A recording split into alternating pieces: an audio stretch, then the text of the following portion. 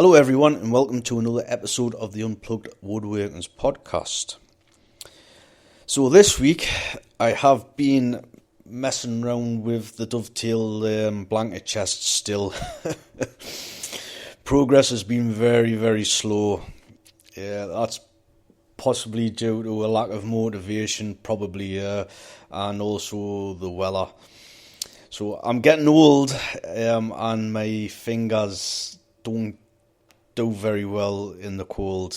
They haven't done for a long time now. I think that was years of not wearing gloves while I was scaffolding, and obviously it's taken its toll on my fingers, and my fingers just excuse me, my fingers get so cold and I just can't handle the tools. So yeah, it's been really cold here in the northeast of England. There's been snow on the ground, frost. So yeah, it's been a bit of a slow week, shall we say. So I have actually been messing around with. I say I have been messing around. I've had a day messing around with some chisels I got, or all a chisel, because I haven't sharpened all of them. I got these chisels off Amazon. Just basically to try them out. I don't know if everyone's aware, but I have now got like an influencer's Amazon store, if you like, and basically it's just like an affiliate link shop sort of thing.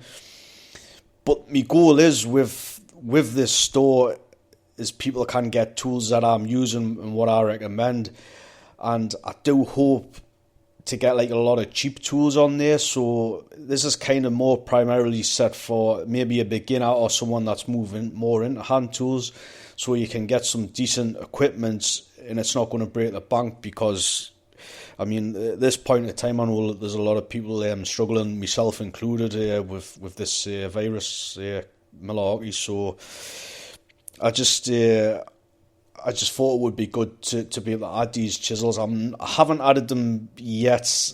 I still got a lot of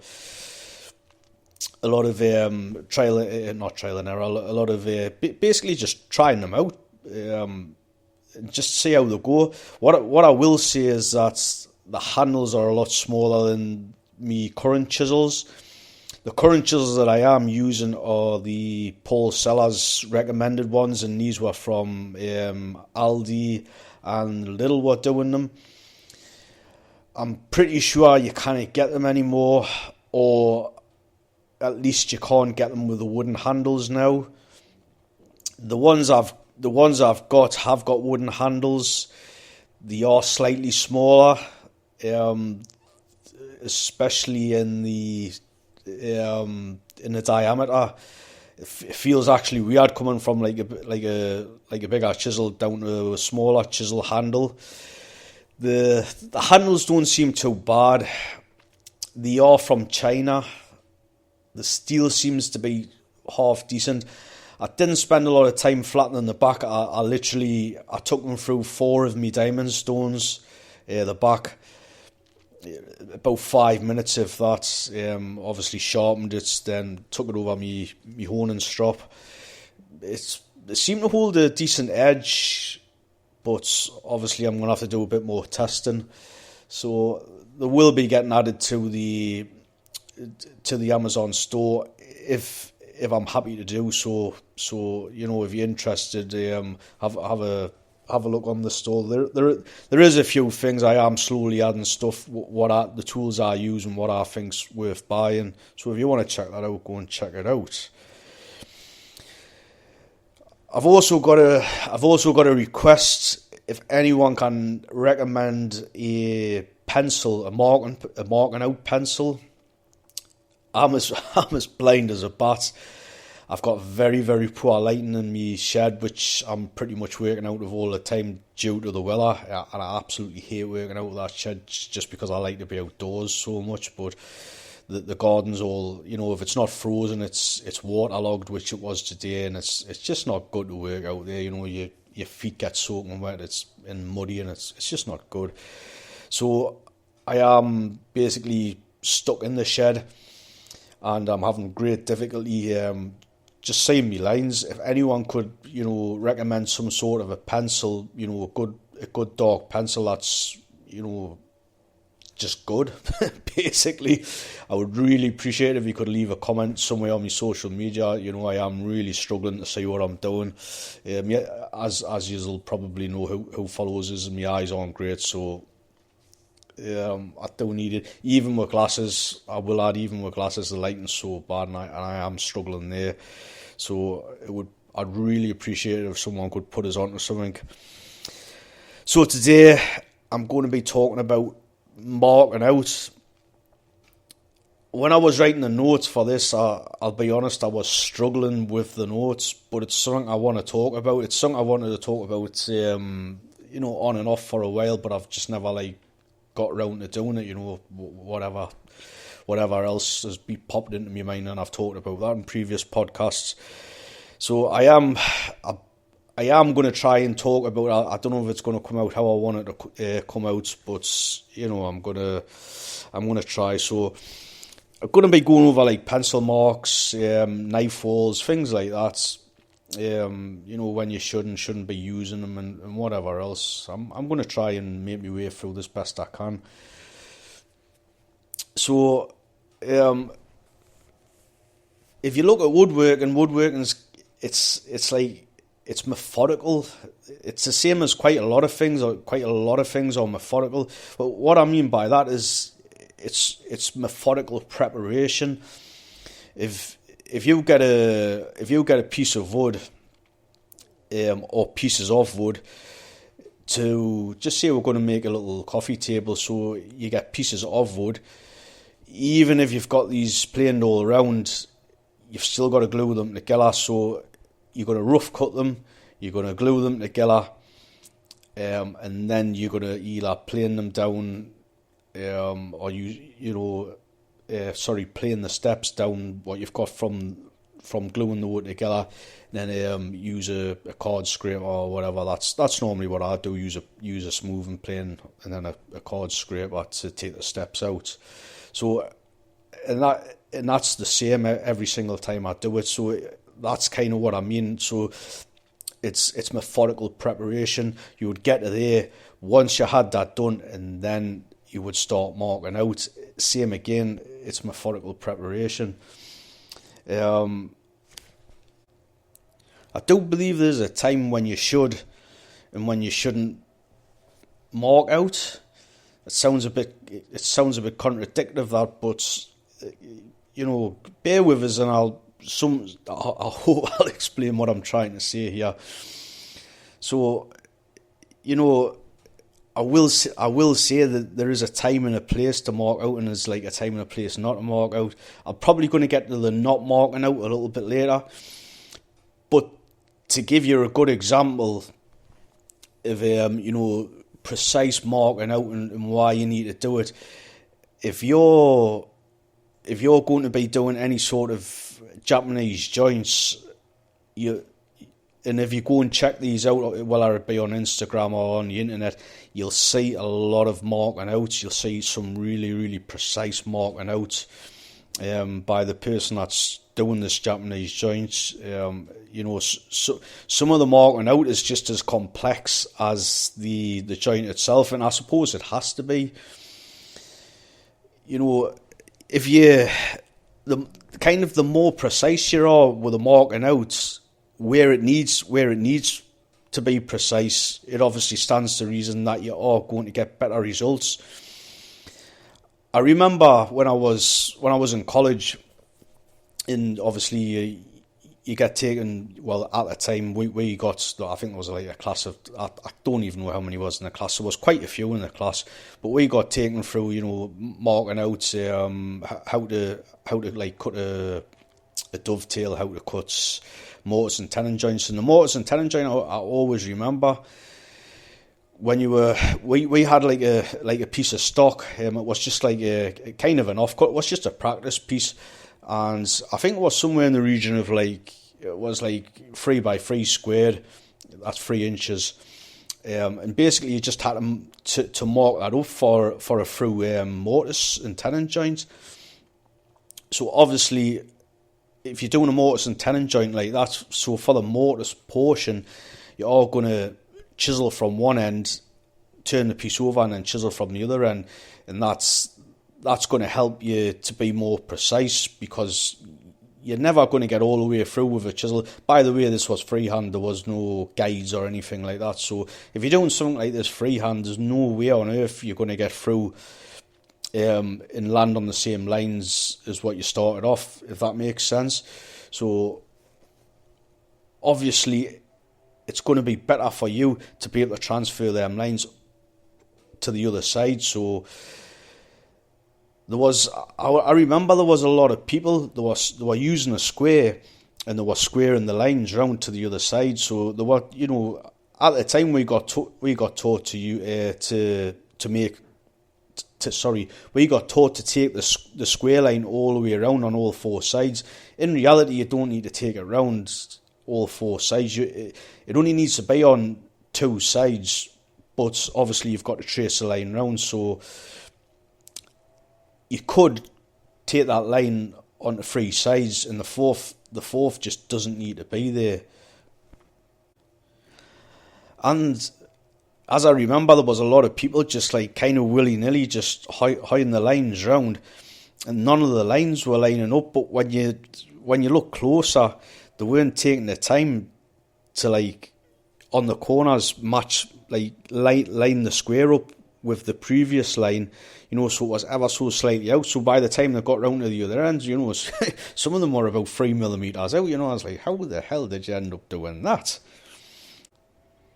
So my point is that if you are going to get like markings out like that, by the time you get through, you're not going to have your lines precise. So the edge of your mortise hole on the side you started is going to be sometimes more or sometimes less on the back side. So this is going to cause you issues. It's either going to be too tight and you're going to be stood there scratching your head wondering why, or it's going to be too loose, which is going to maybe force you into making some wedges. Or if you're unfortunate enough to mess the gauge line up, it's going to be kind of slack on the width of the tenons, which you kind of really don't want. So it is things like that. I think you should really like try to max out your precision when you're marking out. Sometimes the pencil lines don't have to be as precise as what I've just been talking about. A good example for this, what I use, there might be people that might be cringing when I say this, but the last chair I made was a kind of a Welsh stick chair. I'm actually looking at it as I'm speaking this, as I'm actually doing this podcast, and I can't quite say it's a full Welsh stick chair. It's kind of got a bit of a Japanese look to it, or even maybe like a little bit Windsor's in it, maybe I could say. But anyway, regardless of that, when I was marking out for the holes on the arm bow, I didn't use any sort of like gauge or anything like that. It was literally, I put a pencil in my hand and I just gauged where I wanted it, which was roughly in the centre, and I pulled me pencil all the way around, just with my fingers, and that's what I mean. Sometimes you don't have to be so precise like that. It's the same when you're marking out. Maybe if you're marking out for a haunch on a tenant, same again. I'll just pull my finger down it, get the pencil set where I want it, and just pull a line down. I can do this in a number of things. They're not really coming to mind now, but things like, sometimes chamfers, I don't tend to mark out a lot for chamfers. It kind of depends where you are and how big the chamfer is. If it's a large chamfer, sometimes I will use some sort of a gauge or a combination square. For smaller chamfers, again, it kind of just depends where it is. Same again, I'll just use me finger, pencil, and just pull a line round. Things like that. It is a bit of a contrast because you're still relying on the pencil line or the pencil markings, but it's just not as precise as what I've been talking about, as I give you the example with the mortise and tenon joint. So next I'm gonna kind of go over like pencil lines versus knife lines, or use both of them together, or just one of them. There is a lot of people that will say use one or the other when you can do it, and yes and no. I tend to use both. When I use both, obviously it's pencil first, but the reason I use a pencil first, even if I'm going to go over it with a marking knife, is because I'm an idiot. So, because I'm careless, if I put it in pencil first, a lot of the time I'll spot it. If there's something wrong and I'm going over stuff and I might be doing other things and I come back to it and I've went over it in pencil first, it's like, oh, that's wrong, that's not right, something's not right, yeah. And then I've got the chance to correct it, and a lot of the time this will happen. So if it's in pencil, it's not an issue. I can remove that pencil in seconds with a card scraper. I just take a light shaving with a card scraper, the pencil lines are off, or I could just leave the pencil line there and and draw a new pencil line if I've got that option. The issue with a knife is that once that knife's in, depending on how deep you take that line, you ain't going to get that out in seconds. Sometimes you're going to have to create like a little dip, or you're going to have, with a card scraper, or you're going to have to get the plane and plane the whole thing, which is it can be a bit of a nightmare. I think it's a little bit ironic for myself, and anyway, that I only discovered knife falls when I was this was a lot later on, well after my college. Ironically, in college, they never taught you about knife falls or anything like that, which I've now, where I am in my woodworking journey, I find it absolutely absurd that they don't teach that in college, or at least they never taught it to me. Now, was it 3 or 4 guys? I think it was four instructors. These guys, these guys knew what they were doing. These were highly skilled craftspersons. They all had experience in, working in the shipyards, working on building sites. They were very, very skillful. You just had to see them when they were demonstrating, 110%. These guys, looking back on it now, I know 150%. These guys were very, very skilled. I just find it a bit, it's a bit baffling how they didn't like show a knife like a knife line. How I got shown to do, say dovetails, for instance. Obviously, set your shoulder line, draw your dovetails. Obviously, cut them and then remove the waste. However you want to remove the waste. I think, looking back now, I can't quite remember 100%. Although I'm going to lean towards where you got shown to remove them with a chisel, where without a coping saw. I'm pretty sure I can't be 100%, but I'm leaning towards that.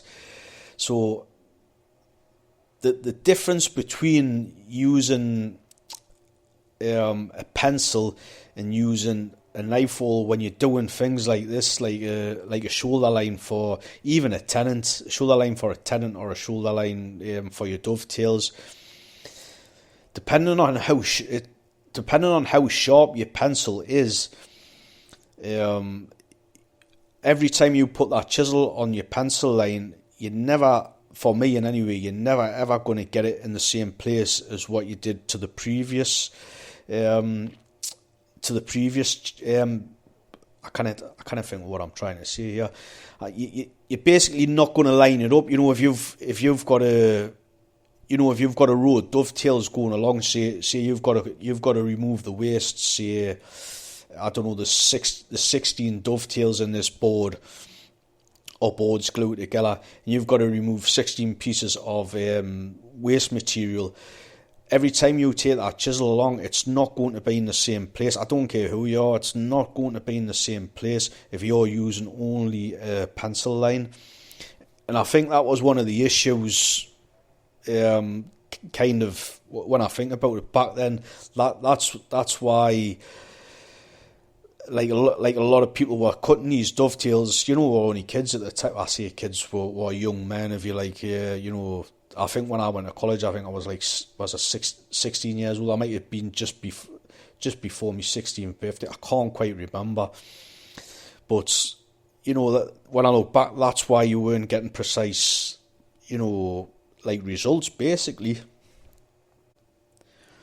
Knife wars are very, very important, and you're going to get, for anyone that doesn't use them, or anyone that's just starting out, when you start using knife walls, knife lines,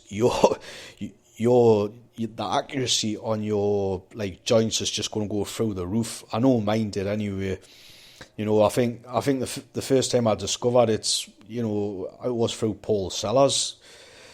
And obviously when you start implementing it, I was like, wow, I couldn't believe, the results I was getting. You were getting nice tight shoulders on your tenons, and obviously the same on your dovetails. It's absolutely crazy when you don't use them and then you start using them, which again, it's really absurd when you think about it. You're going to college to learn how to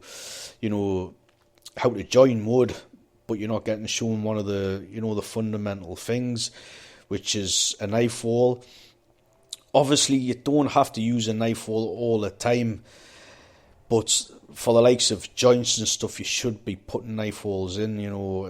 For your dovetails, your housing joints, your tenons, things like that. It's just going to make it so much more accurate doing that way. When you put a chisel into a knife wall, or a knife line, if you like, a knife valley, obviously if you create a valley, that's going to be the same. It's going to be consistent all the way along that board with all them dovetails, what I was talking about a few minutes ago. It's going to be in the same place as compared to if it was just a pencil line, because the chisel's got nothing to register against. You're registering the chisel on top of a line, whereas when you've got a knife line and you've created a valley, it's going against that knife valley or knife wall every single time. It's just not going to deviate, and that's how you get such accurate results when you use a knife wall.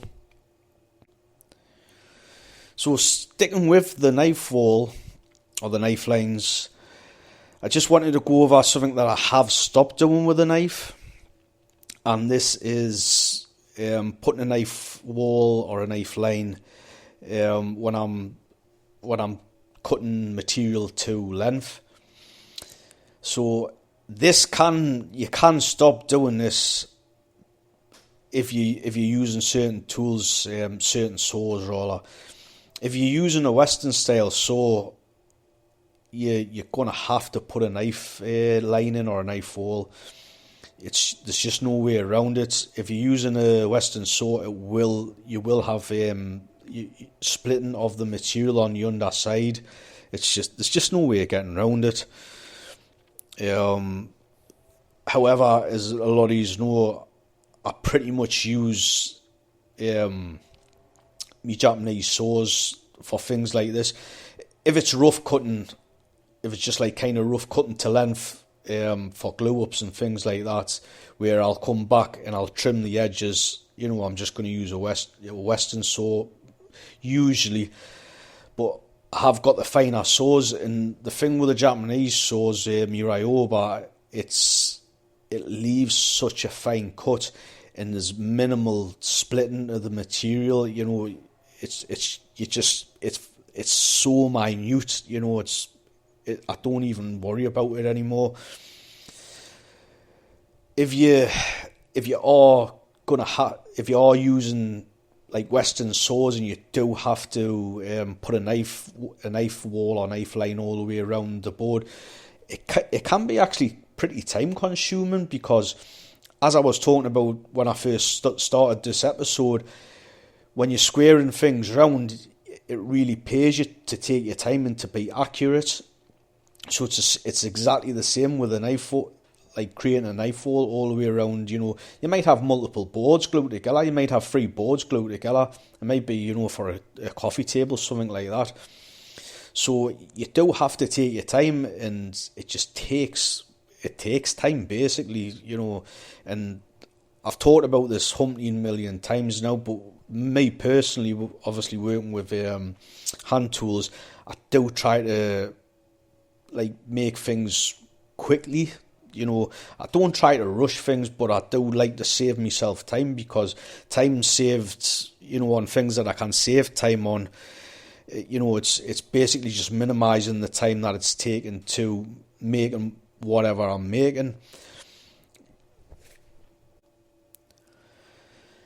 Another good thing that I haven't mentioned yet, in regards to marking out and such, would be marking gauges. So keeping up with the knife walls, there's like I'm not actually sure what the correct name for this. Just basically a marking gauge with a blade in the end of it. I really don't know the correct name for this. I should. These are really, really good. For marking out for, if you were going to do maybe a sliding dovetail joints, or just dovetails in general. Building this this chest, I've been building this dovetail chest. I've actually used the gauge to do this. And the thing about it is, if you're using the same thickness material, which I am, once you've set this gauge, you're good to go for every marking. So it does actually speed it up really, really, a lot, basically.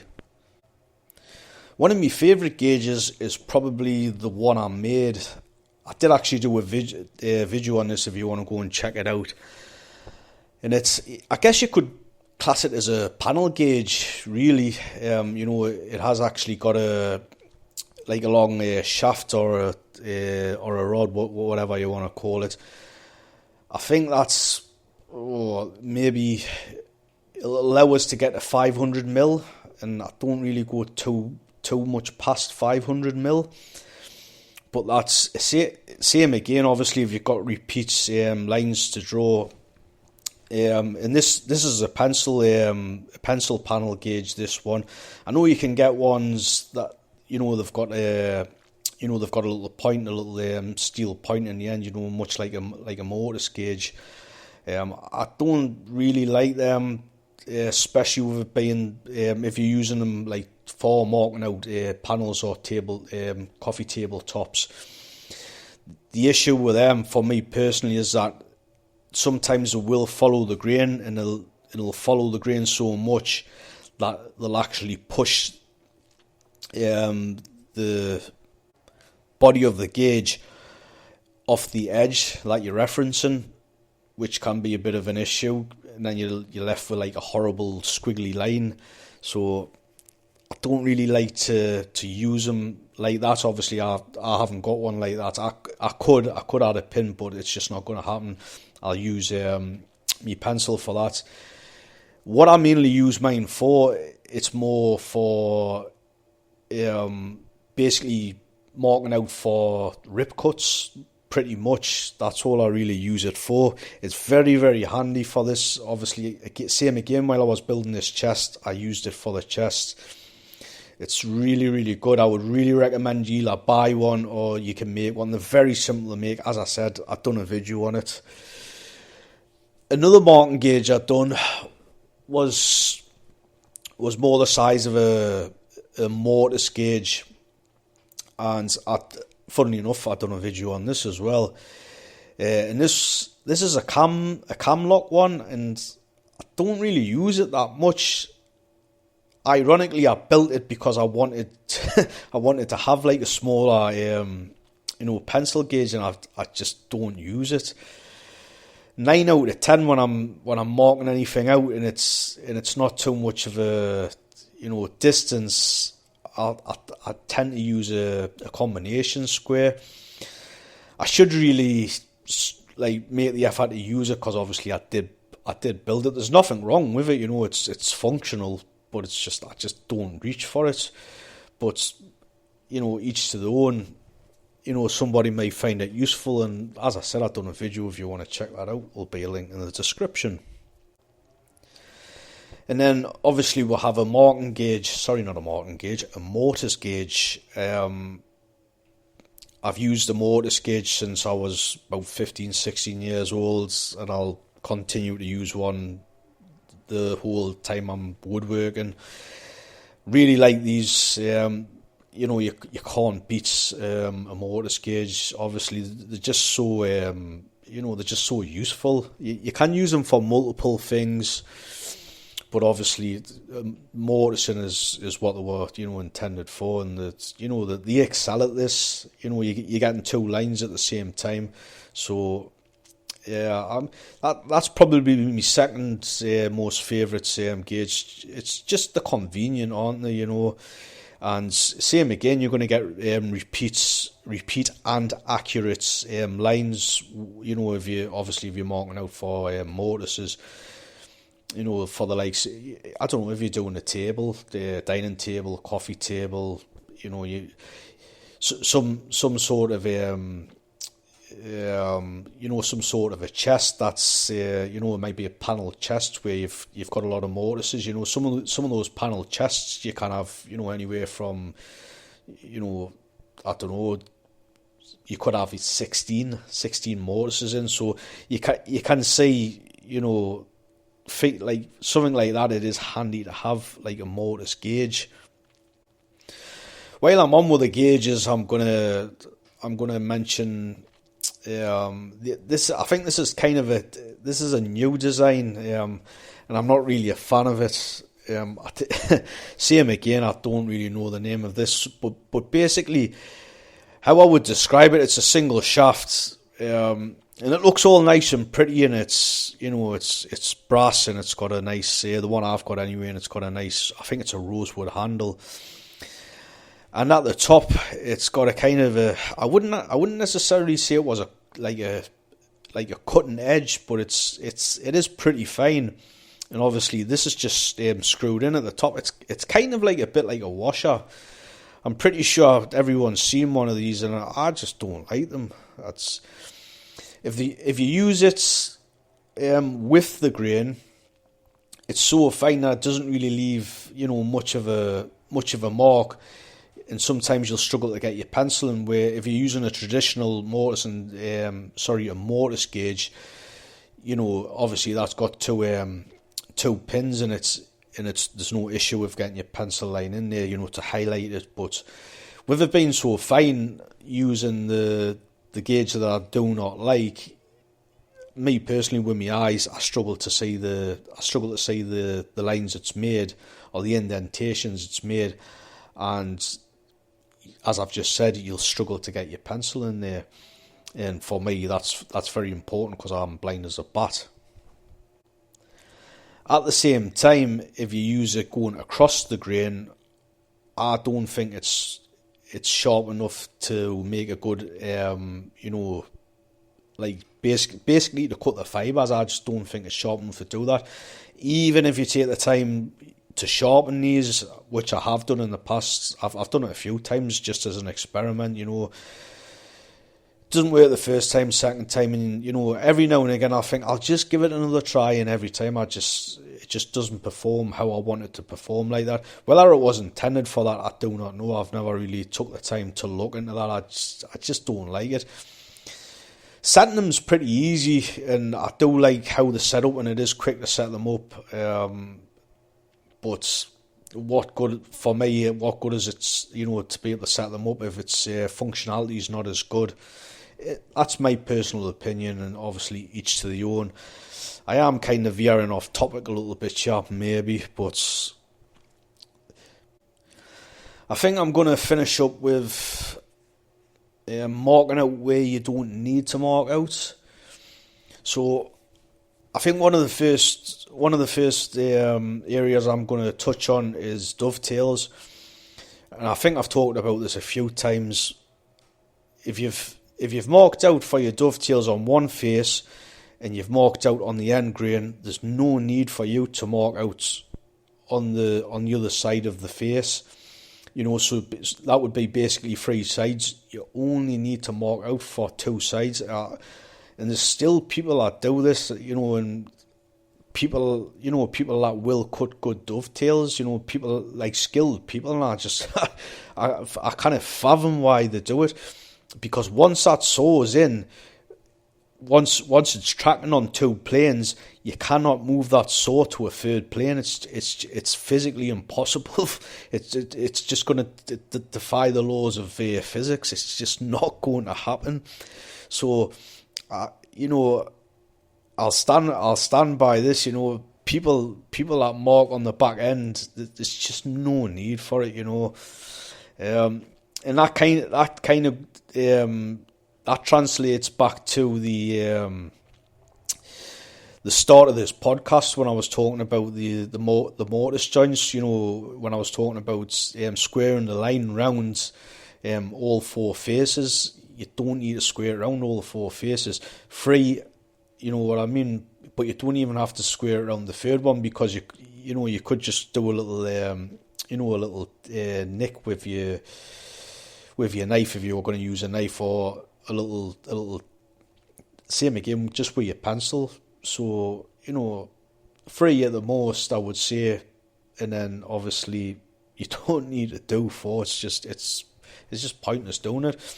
I mean, when you think of it like this, just for argument's sake, let's just say we have got, let's see, argument's sake, we've got 20 posts. We've got to do some mortises in.